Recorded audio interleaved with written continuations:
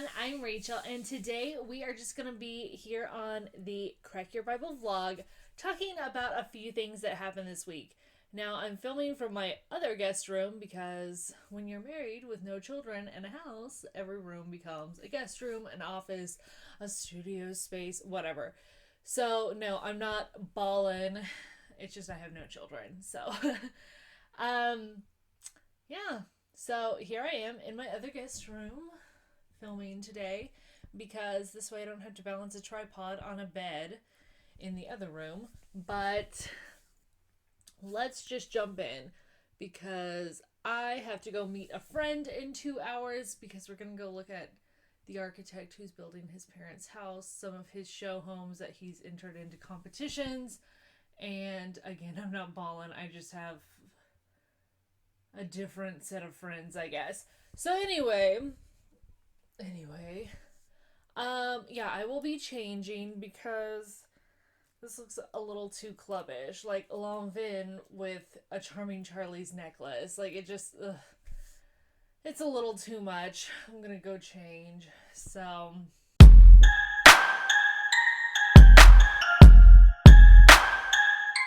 hey everyone, I'm Rachel, and today we are going to be just talking about a few things that happened this week. Make sure I don't have any lipstick on my teeth. I have to because I don't have like one of those flip out things on my camera, so I am just staring into a ton of lights in my camera. So please, if I have lipstick on my teeth, I'm sorry. But anyway, let's just get into the Crack Your Bible vlog for Friday, March 3rd. So what happened this week? Well, let's talk about the big story this week. Now, this is Joe Biden's son getting with Joe Biden's deceased son's widow. Now, Joe Biden had these two sons. One died of brain cancer, and the other son was married, had multiple children. The son that died had some children with his wife as well, and one of their children was named after the brother who is living. And Joe Biden and his wife came out and they said that they totally support their daughter-in-law and their living son coming together and finding love and happiness.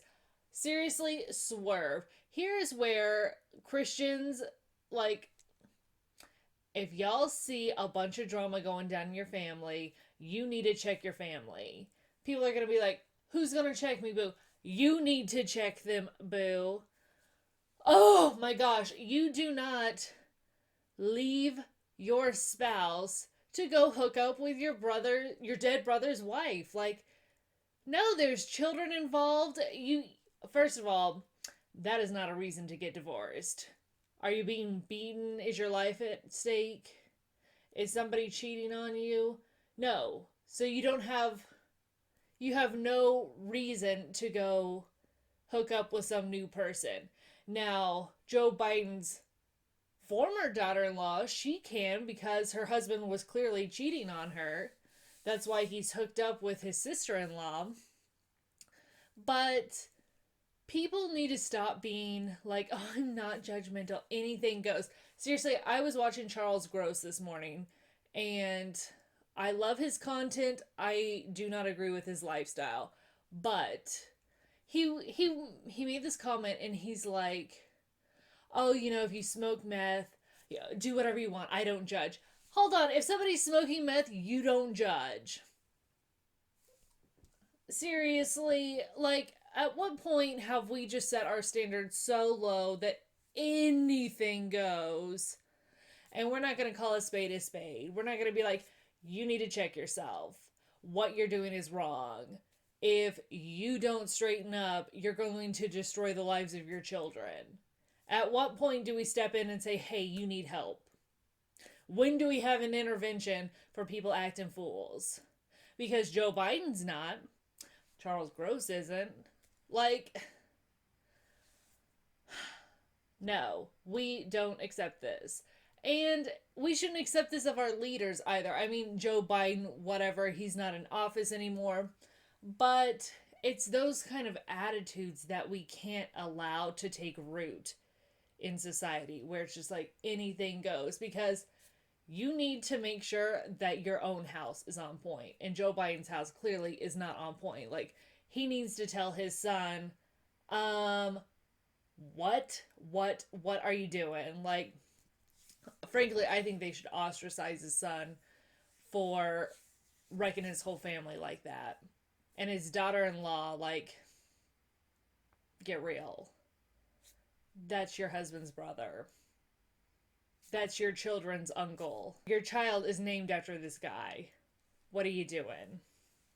So, super messy. And I know that people are going to be like, oh, well, doesn't the Bible say that if one brother dies, the other brother is supposed to marry his wife?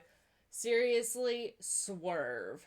Because y'all don't even know what you're talking about right now. Because I know what story you're talking about. And it's the same story that everybody uses to be like, oh, masturbation is not allowed. Like, contraception is not allowed. It's this story. Y'all got it twisted. Y'all don't know what you're talking about. But that is going to come up in the next couple months. So I'm going to save that for when that story comes up. But it's about taking care of your responsibilities. And it's not like one brother goes and marries his brother's wife when he currently has a wife. It goes to the next single person, because what y'all don't realize is way back when, they didn't have social services. So a widowed woman with no children, who's going to take care of her when she's old? She doesn't have children to move in with when they get married, somebody to take care of her. She's going to be out on the street, because we know men were dying in wars, fights, illness, disease, hunting accidents. I gotta make sure lipstick's not all over my teeth. Men were dying all over the place. I mean, women were too, but women didn't have anybody to step in for them if they were widowed and take care of them. They'd be out on the street. They'd starve to death. Who's going to take care of them? They couldn't just go down to the welfare office and be like, where's my EBT and my Obama phone? Like, that didn't even exist. So that whole story that everybody's quoting, like, oh, the Bible says that, you know, they should marry their brother's widow. Y'all got it twisted. Same story where people are like, oh, contraception's not allowed. Y'all got it twisted. Y'all are going to have to wait real quick for me to tell you that story. When you have family members who are messy, you have to check them. You can't be like, oh, we support them unconditionally. We love them no matter what. No, if you see somebody about to drive off of a bridge and they don't see the warning signs because they have blinders on, it's your job to step in and be like, hey, hold on, there's a bridge out. Like, stop the car so you don't die, so you don't wreck your entire life. So, I think most people are just lazy. They are just like, not my problem, not my dog. Like, it's not that they don't care about the person, they just don't want to be involved, because that would take effort. And nobody puts effort into anything anymore. People are so lazy. So, it's not cool to be like, oh, I don't judge. Like, step in and be a friend. Step in and be a family member. Check your family when they are out of line. So the next thing I want to talk about is Gigi Hadid and Vogue Arabia. Now, on my Twitter yesterday, I was just like, I was super annoyed, because most Christians, I would say, they don't really know, like, what the culture is in the Middle East. They don't know a lot of things about Islam. And I've grown up with family friends who are Middle Eastern, whether it's Saudi Arabia, Iran. I've had good friends that are Palestinian, Lebanese. My very good friend right now, she's Pakistani. And when you spend time with these people, especially in their homes, like, you get just used to the culture. So Gigi Hadid is half Palestinian. Her dad is Muslim, but she is not a practicing Muslim. But everyone is saying, oh, this is cultural appropriation that she's wearing a hijab on the cover of Vogue Arabia. And am I a Muslim? Obviously not. I'm writing, like, this is my channel, Crack Your Bible. Do I agree with Islam? No. But do I have close friends that are Muslim? Absolutely. Like, my oldest friend is Muslim. He is Indonesian. I haven't spoken to him in a while. I should reach out to him on Twitter or something. But when you grow up around Muslims and you have Muslim family friends and you spend time with them, you have a better understanding of their culture than just these random Tumblr warriors. And here's the deal, like, a lot of people who are claiming, like, oh, these people are just like us. Well, yeah, they're humans, but they're culturally very different than a Westerner. And unless you spend time with people in that culture, you don't really get it. And everyone is making this like a cultural appropriation issue, and it's like, no, you don't understand. Vogue Arabia is going to be sold in countries such as Saudi Arabia, where women can't drive. Women can't be served in a restaurant without a male chaperone who's a family member, whether it's a brother or an uncle or dad. If you're in the capital, you have to have on coverings. Like, you might be in a full abaya. You might be in a full burqa. You can't swim in a swimming pool that's public. Men and women do pretty much everything separate. You sit separately, even from your male guardian on a bus. You have to pretty much abide by the standards of the kingdom there. So you can't bring alcohol in. It doesn't matter if you're not a Muslim. That's not allowed. You can't bring in uncensored Western magazines. That's not allowed. People are crying about, like, oh, this is appropriation, blah, blah, blah. Like, Saudi Arabia, the Middle East, is not a Western style area. So cultural appropriation, that's not a thing. These people, for Vogue Arabia, like, Vogue Arabia has to make sure that everything is in line with the target market that they're going to sell it in. Just like we have the FCC that censors things. In Saudi Arabia, they have the Mutaween, and they're the religious police, and they will literally color pamphlets, marketing materials, boxes of products that have a picture of a woman who's uncovered on them. They'll cover her with an entire Sharpie. People like freaked out on IKEA when they were taking women out of their catalogs for Saudi Arabia, but it's because they don't want the Mutaween to come in and just mark all over everything. It's just easier not to even have that person be a model in it. It's better to just Photoshop that person out. So these people who want to talk about Islam and Muslims and cultural appropriation, they are literally the most ignorant people. They probably don't know any Muslims personally. They might be like, oh, I know some Persian kid that used to go to the clubs and he slept around a lot. Like, that is not your average Muslim. It just is not. Like, I have spent time with Muslims. I've gone to segregated weddings where men and women sit separately, where you have to be completely covered. I've been to the festivals. I've been to all of this stuff because I have Muslim friends. And again, it's not that I agree with Islam. It's not that I would ever practice Islam. But I think it's important for Christians to not only be a witness to people, but to educate themselves about how other people are. Because you have to remember, Christianity is not a Western religion. It started in the Middle East. It is a Middle Eastern religion with people who had Middle Eastern customs. I mean, I went to go visit my friend yesterday. She's pregnant, and she's talking about family members coming for months at a time. Oh, I'm going to go visit this person. She's pregnant. I'll stay with them for 2 months. That doesn't happen in Western cultures, but it does in biblical cultures. You had Mary go visit her cousin, Elizabeth, who was the mother of John the Baptist, for what, a month or two. Like, you kind of understand more of the Bible hanging out with these people because they are more into the traditional culture, even though they don't practice the same religion.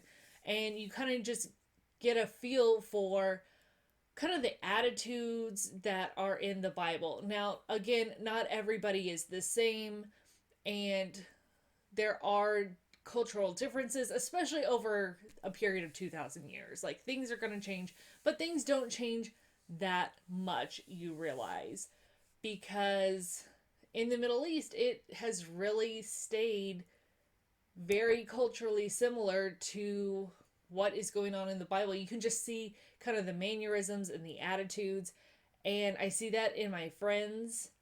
It's the same type of mannerisms and attitudes that I see with the people in especially the New Testament. So I think it's really important to educate yourself and spend time with other people. I'm not saying go start practicing a different religion. I'm not saying go start doing things that are against your beliefs, but spending time with other people and kind of, being that Christian in their life. Like, you might be the only Christian that they really know. So it's important for you to be, open and welcoming and just being a good representative of Jesus while you're out there, while you're also learning about people and, making relationships with people. That's important. So anyway, it just frustrates me that people talk about cultural appropriation and they don't even know what they're talking about. This is literally the law.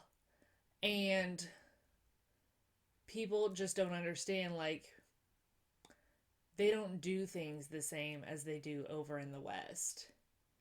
They don't have religious police coloring women out to their neck with a Sharpie on a swimming pool box. Like, it's ridiculous for like an inflatable pool. So I just see a lot of ignorance from people who they want to be the social justice warriors, there for equality, and they don't understand. They don't understand anything. It's very apparent. But the last thing I want to talk about before I head off to go meet up with my friend is MAC Cosmetics.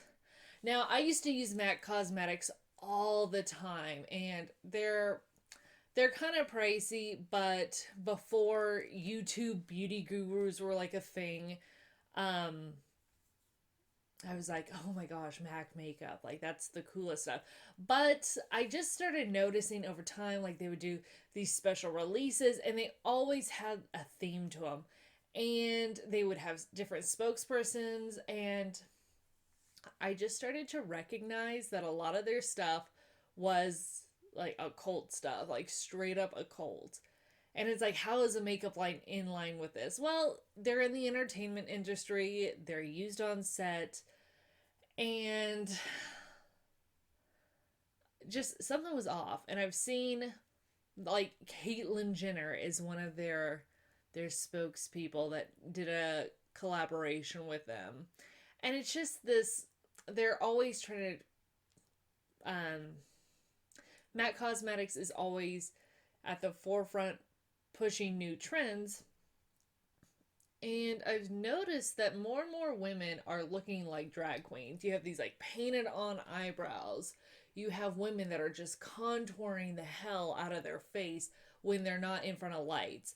And I have 1, 2, 3, 4, 5, 6 lights on me right now. So I have to contour. Oh, and I have an open window as well.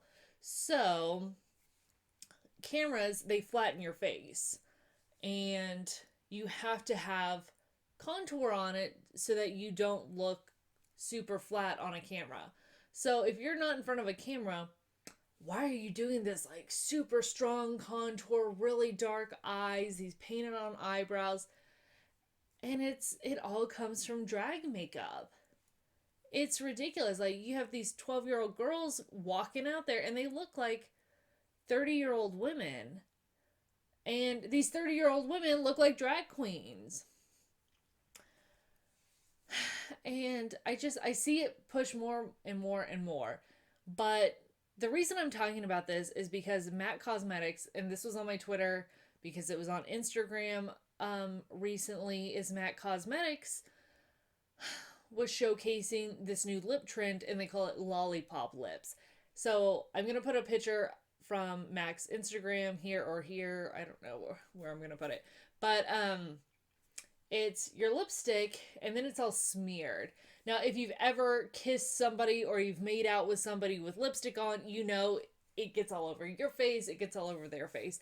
But here's the deal. Like, first, MAC makes women into drag queens because we all know that gay men, whether it's Andre Leon Talley or if you're watching the new series, what channel is it on? I don't know what channel it's on, but it's about Cosmopolitan magazine and kind of about their office, and it's a bunch of women, a fitness guy, and then two gay men running Cosmopolitan, which is a huge women's magazine.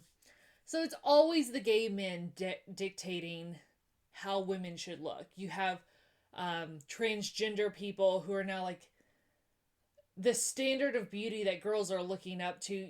You don't even realize that some of them are transgender. Like, they've had such fantastic plastic surgery, but actual naturally born women don't look like that. Naturally born women don't look like a Gigi Gorgeous or a Blair White.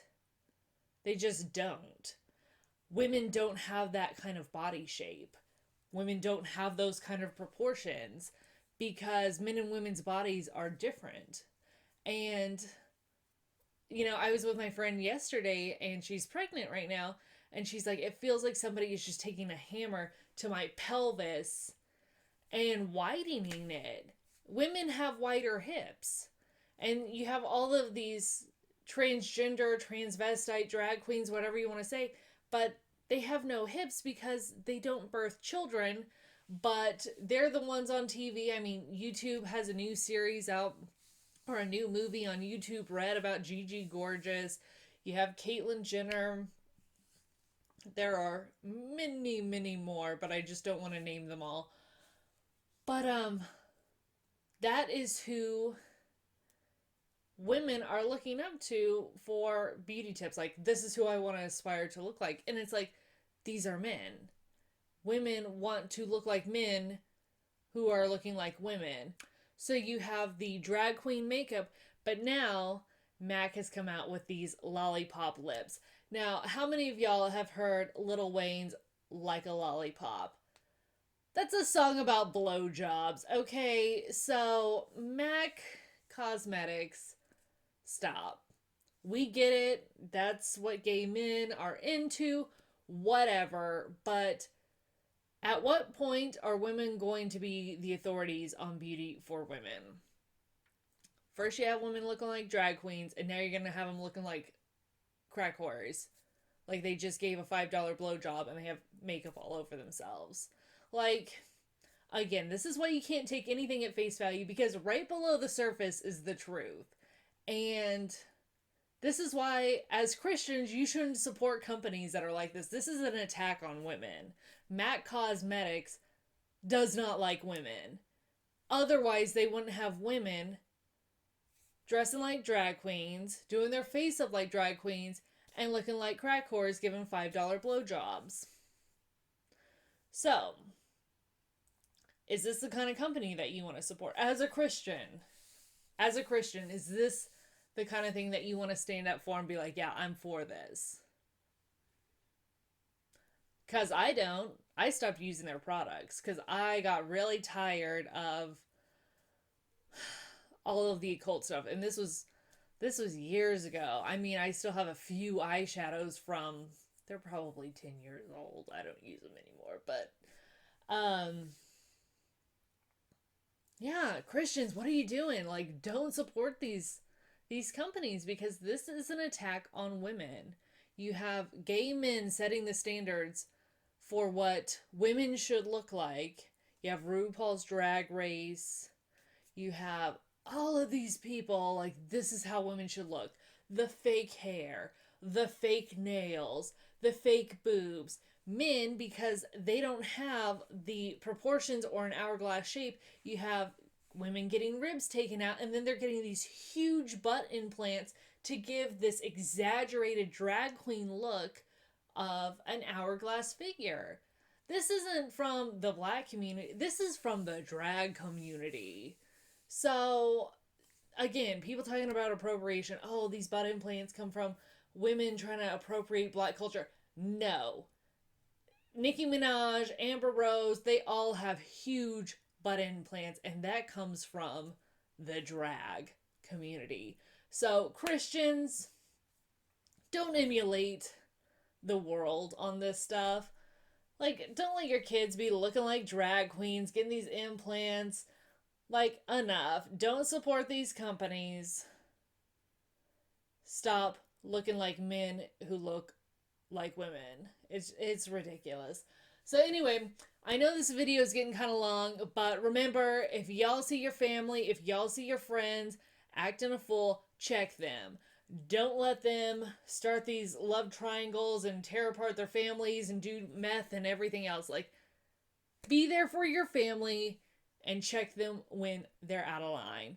So anyway, I will catch you on Monday. I want you to like, subscribe, and hit the bell so you get notifications.